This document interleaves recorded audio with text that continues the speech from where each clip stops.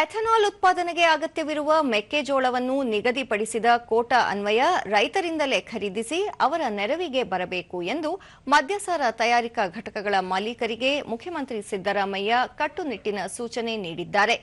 ವಿಧಾನಸೌಧದಲ್ಲಿ ಮೆಕ್ಕೆಜೋಳ ಖರೀದಿ ಹಾಗೂ ಎಥನಾಲ್ ಉತ್ಪಾದನೆಗೆ ಸಂಬಂಧಿಸಿದಂತೆ ನಡೆದ ಉನ್ನತ ಮಟ್ಟದ ಸಭೆಯ ಅಧ್ಯಕ್ಷತೆ ವಹಿಸಿದ್ದ ಅವರು ಕೇಂದ್ರ ಸರ್ಕಾರ ನಿಗದಿಪಡಿಸಿರುವ ಎಥನಾಲ್ ಕೋಟಾಗೆ ಅನುಗುಣವಾಗಿ ಯಾವ ಡಿಸ್ಟಿಲರಿಗಳು ಎಷ್ಟು ಪ್ರಮಾಣದ ಮೆಕ್ಕೆಜೋಳ ಖರೀದಿಸಬೇಕು ಎಂದು ಕೃಷಿ ಮಾರುಕಟ್ಟೆ ಇಲಾಖೆ ಈಗಾಗಲೇ ಪಟ್ಟಿ ನೀಡಿದೆ.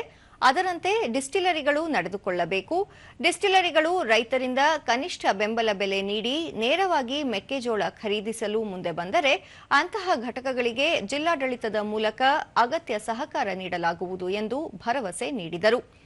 ಮೆಕ್ಕೆಜೋಳಕ್ಕೆ ನಾಫೆಡ್ ಪೂರ್ವ ನಿರ್ಧರಿತ ಖರೀದಿ ಬೆಲೆ ಕ್ವಿಂಟಾಲ್ಗೆ 2,631 ರೂಪಾಯಿ ಇದೆ. ಇದರಲ್ಲಿ ಪ್ರತಿ ಕ್ವಿಂಟಾಲ್ಗೆ 2,400 ರೂಪಾಯಿ ಕನಿಷ್ಠ ಬೆಂಬಲ ಬೆಲೆ ರೈತರಿಗೆ ನೇರವಾಗಿ ತಲುಪಲಿದೆ. ಈ ಹಿನ್ನೆಲೆಯಲ್ಲಿ ರೈತರಿಂದ ನೇರ ಖರೀದಿಗೆ ಅವಕಾಶ ಕಲ್ಪಿಸಲಾಗಿದ್ದು, ಡಿಸ್ಟಿಲರಿಗಳು ಈ ಕೂಡಲೇ ಸೂಕ್ತ ನಿರ್ಧಾರ ಕೈಗೊಳ್ಳಬೇಕಿದೆ.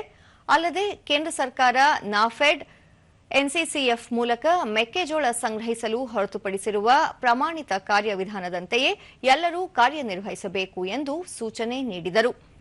ಎಥನಾಲ್ ಕೋಟಾ ಮತ್ತು ಮೆಕ್ಕೆಜೋಳದ ಬೆಂಬಲ ಬೆಲೆ ನಿಗದಿ ಕೇಂದ್ರ ಸರ್ಕಾರದ ವ್ಯಾಪ್ತಿಯಲ್ಲಿದ್ದರೂ ರಾಜ್ಯ ಸರ್ಕಾರ ರೈತರ ಹಿತ ಕಾಯಲು ಬದ್ಧವಾಗಿದೆ.